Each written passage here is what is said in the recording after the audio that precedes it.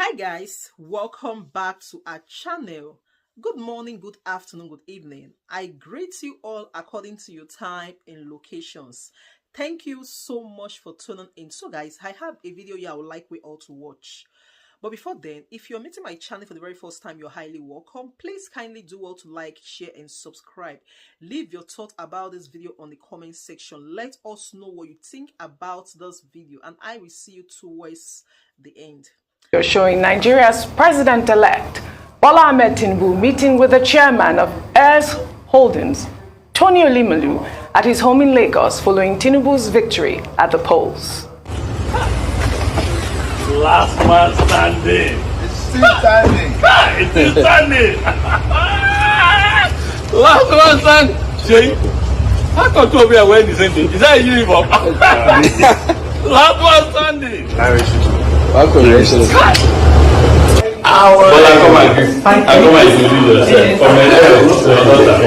Yes. I am too good.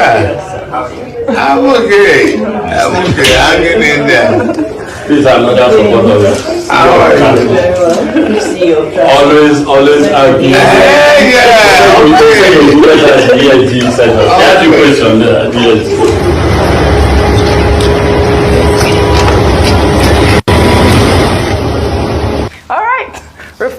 Last man standing. I mean, this video was trending on social media all evening yesterday. When Tony Elumelu posted it saying that he met with the president-elect and they discussed how to empower the youth. What do you take? Truth has to be told. Tempers are very high now. Okay. Words like last man standing, no. Let the court rule. He's president-elect, but let the court rule. And it's the last man standing phrase a lot of people are reacting to. That's what it is. And they have a reason to react. Why are they reacting? Because INEC did not do as he said it would do. And when you get the process of something wrong, then the thing becomes suspect. And it's not only us that we're talking about this. Even Chatham House that President Yakub went to address said they didn't get the process right. So we have a long legal battle, and sadly enough, it is the court that will truly determine who is the last man standing. It's a court battle, as ahead of us, that we are seeing play out. It is the court that will determine the last man standing. He's president-elect, but the court will determine who the last man standing is, which I'm not happy about, because it just throws away the right of the people to be able to vote.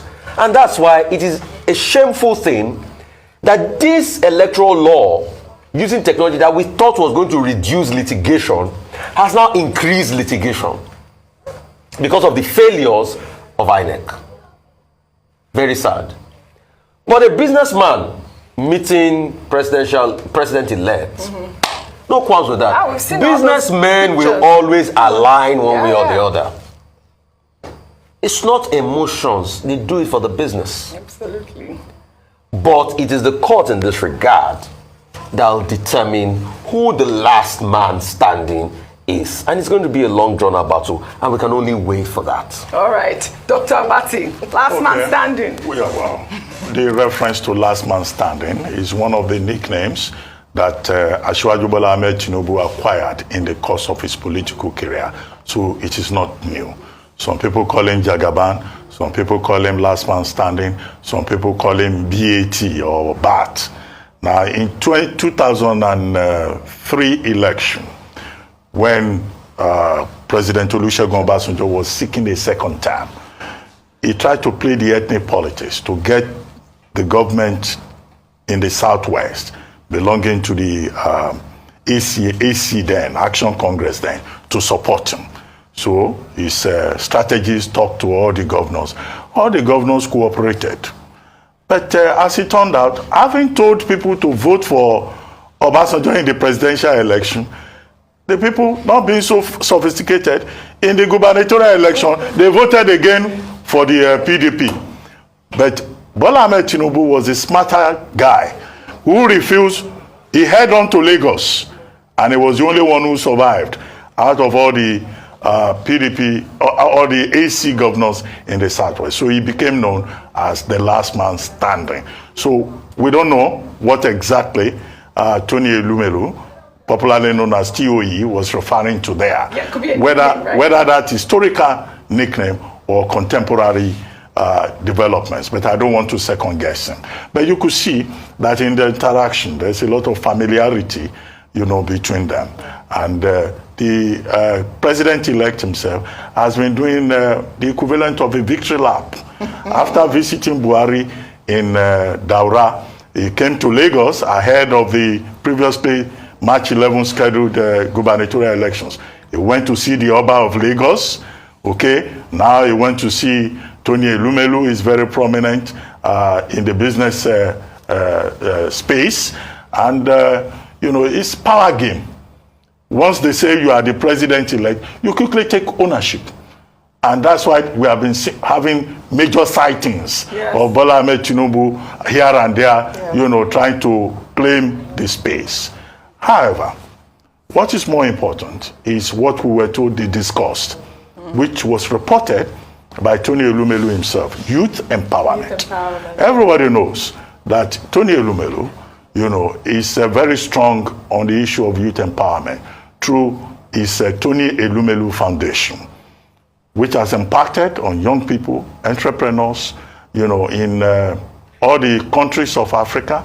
And he has provided support for over 10,000 young people who are into, entrepreneurship. And it's a living program that continues to give back to society.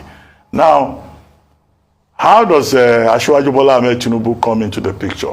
If you look at his Restored Hope 84-page political manifesto for this election, it talks about young people. It talks about promoting digital inclusion, fintechs, empowering young people. And if, as Tony Elumelu reported, that was their major point of discussion, then of course it's an important subject, because if anybody wants to be president, yes, of course you will need to, collaborate with people who are working on specific issues. Finally, it may well also be that it was just a friendly visit. After all, I'm sure there are neighbors in, highbrow part of Lagos. He could have been passing in front of Tony Elumelu's house and say, let's check whether Tony is at home.